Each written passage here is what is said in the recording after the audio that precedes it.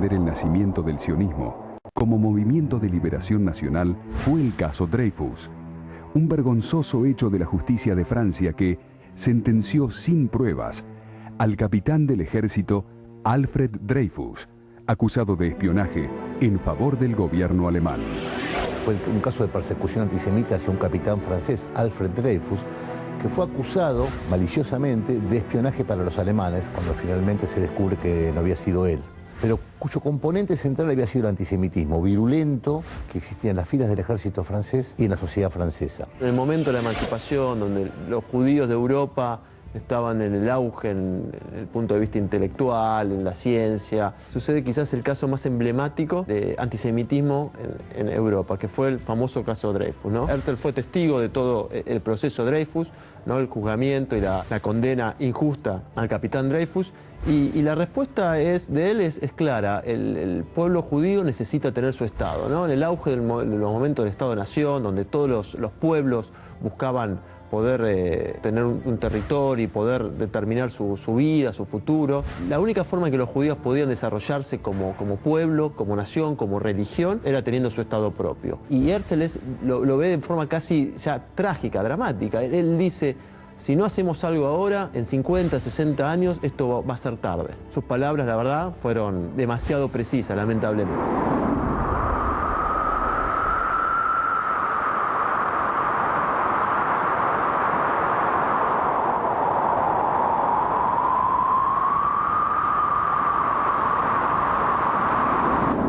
Si la historia de las persecuciones había empujado a personalidades como Theodor Herzl y otros intelectuales a pensar un Estado nacional para los judíos, sería la Shoah, el Holocausto, el golpe definitivo en pos de que este pueblo tomara conciencia de su necesidad de conformar una nación libre y propia. El primer congreso, bueno, digamos, data del año 1897. Un año antes de este congreso, Herzl publica el libro El Estado Judío, donde le da un marco teórico a esta idea, y ahí, digamos, en esos años se da la primera aliyá, que aliyá es inmigración, digamos, es un concepto físico y espiritual que tiene que ver con el ascenso. El judío no es que se va a inmigrar a su tierra, sino que asciende. Esto es místico, digamos, ¿no? Y la primera aliyá, que fue un movimiento masivo, duró desde el año 1882 hasta 1904.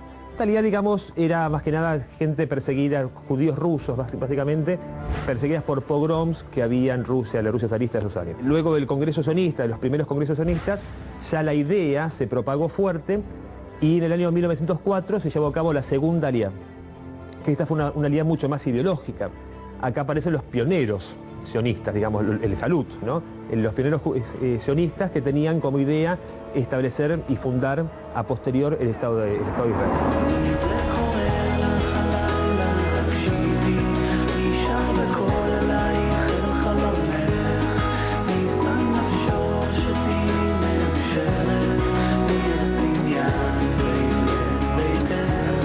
Hoy la palabra, por el conflicto que hay árabe-israelí o palestino-israelí, ha tomado un signo peyorativo, desgraciadamente.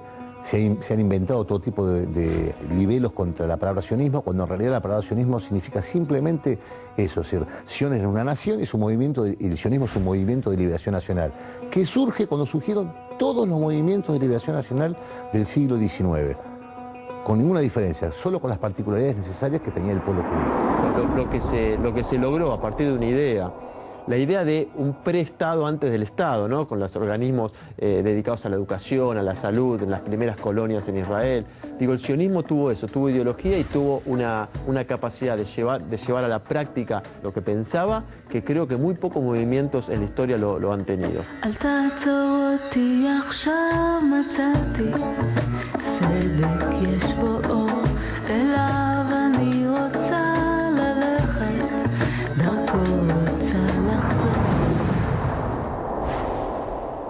Desde el mismo momento de la creación del Estado de Israel, distintos conflictos bélicos sin solución de continuidad hicieron que la vida de este Estado tuviese que ser diseñada tomando en cuenta este flagelo, tanto en el aspecto económico como en el político. El Estado de Israel surge, como dijimos, en el año 48, y surge ya Ben Gurión, digamos, incluso que cuando decide, digamos, hacer pública la declaración de la independencia, él sabe que mucho tiempo no iba a pasar hasta que ese pequeño estado que nacía iba a ser invadido, digamos, por sus vecinos árabes, ¿no? Dentro de este proceso de lo que es la independencia de Israel, que se produce el 14 de mayo de 1948, van a ocurrir después una sucesión de hechos calamitosos para el pueblo judío y para la región en general, ¿no? Porque el sufrimiento después en las guerras es de todos los pueblos, ¿no? No hay un pueblo que sufre y otro que no. Todos sufren en estas guerras.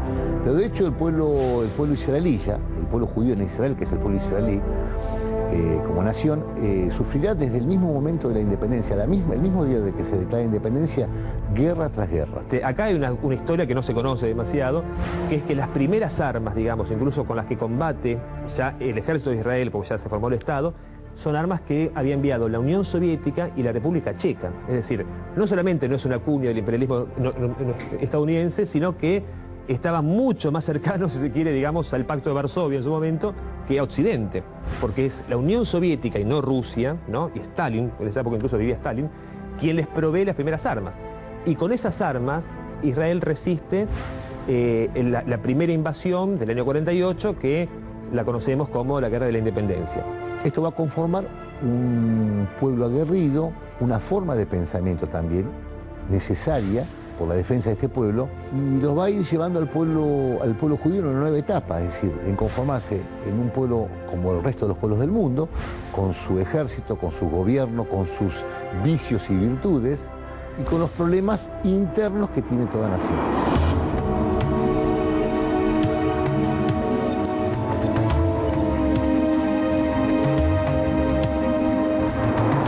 A partir de la caída de la Unión Soviética, el terrorismo islámico terminaría por erigirse como la nueva forma de lucha en la región, obligando a Israel a cambiar drásticamente su forma de defensa. La negación total del derecho del pueblo judío a tener un Estado, negación que existe un pueblo judío. Todo esto existe hoy, se escucha muy abiertamente de la boca del presidente Ahmadinejad de Irán. Él está hablando, pero yo sé que lo piensan todos los otros también. Hamas lo dice todavía abiertamente, Hezbollah le dice, todos los clientes de Irán lo dicen abiertamente y le piensan, no solamente que está influenciado, lo piensan, están convencidos que no tenemos derecho a existir y quieren ayudarnos a no existir. En la situación geopolítica actual nos encontramos con que el área de influencia iraní parece a punto de ser ampliada enormemente debido a que Estados Unidos no tiene más remedio que retirarse de Irak. La guerra de Irak fue el error más grande que haya cometido Estados Unidos en toda su historia. Significó la destrucción del único muro de contención que había para los iraníes, que obviamente son el peligro mayor en esa región.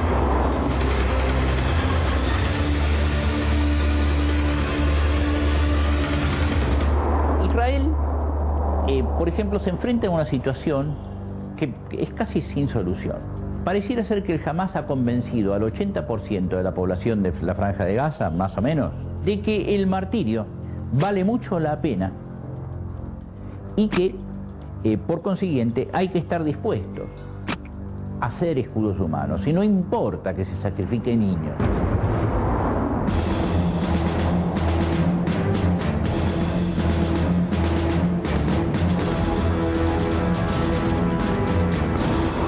Más uno del mundo parece creer que los palestinos tienen el derecho de atacar a Israel y Israel no tiene el derecho de contraatacar y impedir que los palestinos lancen cohetes desde la Franja de Gaza.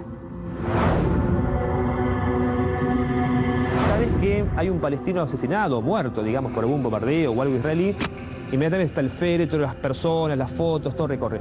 La halajá, que es la ley judía, no permite, digamos, ver los rostros de las personas judías que son enterradas. Esto, por otra parte, ¿no es cierto?, le da una ventaja enorme a todos aquellos que están juramentados a destruir el Estado de Israel. En primer lugar, Hamas. En segundo lugar, Irán. En tercer lugar, el aliado de Irán, el Hezbollah. Y en cuarto lugar, todos los extremistas islámicos en esa región del mundo. A partir del 11 de septiembre del 2001, lo que es la motivación religiosa para la perpetración de atentados políticos terroristas quedó muy marcada. Israel vino confrontando con esto desde hace un tiempo y de hecho en la época preestatal